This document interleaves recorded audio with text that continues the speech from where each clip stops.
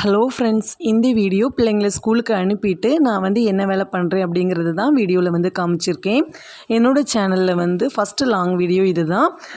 பிடிச்சிருந்தேன்னா like பண்ணுங்கள், support பண்ணுங்கள். இனி அதிகமான வீடியோஸ் நான் போடுறதுக்கு ட்ரை பண்ணுறேன். பிள்ளைங்க ஸ்கூலுக்கு போனதுக்கப்புறமா நான் ஃபிஷ் மார்க்கெட் வரைக்கும் போயிட்டு வந்தேன். மீன் அப்புறமா கொஞ்சம் காய்கறி மட்டும் வாங்கிட்டு வந்தேன். எல்லாத்தையுமே எடுத்து வைக்கிறதுக்கு முன்னாடி ஒரு கிளாஸ் டீ போட்டு குடிச்சிடலாம் அப்படின்ட்டு டீ அடுப்பில் வச்சுருக்கேன். அது கொதிச்சிட்ருக்கூடிய கேப்லேயே பார்த்தீங்கன்னா காய்கறிகள் எல்லாத்தையுமே எடுத்து வச்சிடலாம் அப்படின்ட்டு நான் எடுத்து வச்சிட்ருக்கேன். இந்த பக்கம் பார்த்தீங்கன்னா டீயுமே கொதிச்சுட்டு எனக்கு ஏலக்காய் டீயில் போட்டு குடிக்கிறது ரொம்ப பிடிக்கும். அதனால் நான் ஏலக்காவுமே போட்டிருக்கேன். அது கொஞ்சம் கூட கொதிச்சுட்டு இருக்கட்டும். அதுக்கடலாம் காய்கறிகள்லாம் எடுத்து வச்சிடலான்னு எடுத்து வச்சுட்டு இருந்தேன். அந்த வாரத்துக்கு தேவையான சிம்பிளான காய்கறிகள் மட்டும்தான் நான் வாங்கியிருக்கேன். பல்லாரி பார்த்தீங்கன்னா ஏற்கனவே ஊரில் வண்டியில் கொண்டு வருவாங்க. அதில் கொஞ்சம் நிறையவே வாங்கி வச்சுருந்தேன். பல்லாரியிலே கொஞ்சம் சின்ன சைஸாக வந்திருந்துச்சு. அது வாங்கி வச்சுருந்தேன். அதனால் பல்லாரியை தவிர மீதி சாதனங்கள் எல்லாமே வாங்கிட்டு வந்தேன். எல்லாமே இந்த எண்ணெய் கத்திரிக்காய் அதெல்லாம் எண்ணெய் கத்திரிக்காய் வச்சு குழம்பு வைக்கிறதெல்லாம் ரொம்ப பிடிக்கும். அப்புறமா இந்த முட்டைக்கோசு அப்புறமா இந்த கீரை எல்லாமே 10 ரூபா தான். மீன் கடையில் போய் பார்த்தோம் அப்படின்னா இந்த மாதிரி சீப்பாகவே நம்ம காய்கறிகள்லாம் வாங்கலாம். இந்த கீரையை கட் பண்ணி வச்சுட்டோம் அப்படின்னாக்கி அடுத்த நாள் காலையில் பிள்ளைங்களுக்கு ஸ்கூலுக்கு கொடுத்து விடுறதுக்கு ஈஸியாக இருக்கும். அதனால் அதை மட்டும் எடுத்து தனியாக வச்சுருக்கேன். அதுக்கப்புறமா நெத்திலி மீன் வாங்கிட்டு வந்திருந்தேன். இந்த இவ்வளோ மீனும் பார்த்தீங்கன்னா 50 ரூபா தான்.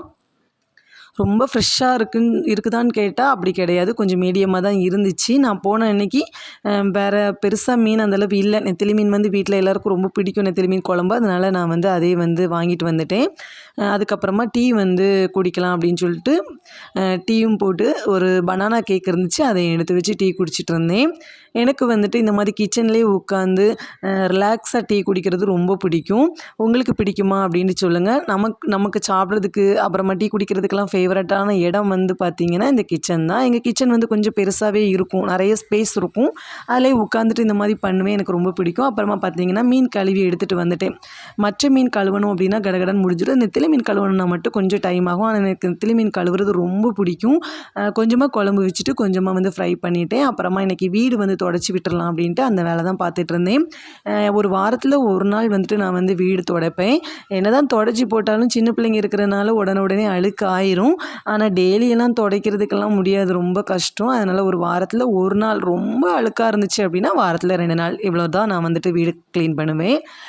அப்புறம் பார்த்திங்கன்னா டிஃபனுக்குமே ஊற போட்டுடலாம் அப்படின்னு சொல்லிட்டு இட்லிக்கு ரேஷன் அரிசி தான் பார்த்திங்கன்னா நான் ஊற போட்டிருக்கேன்.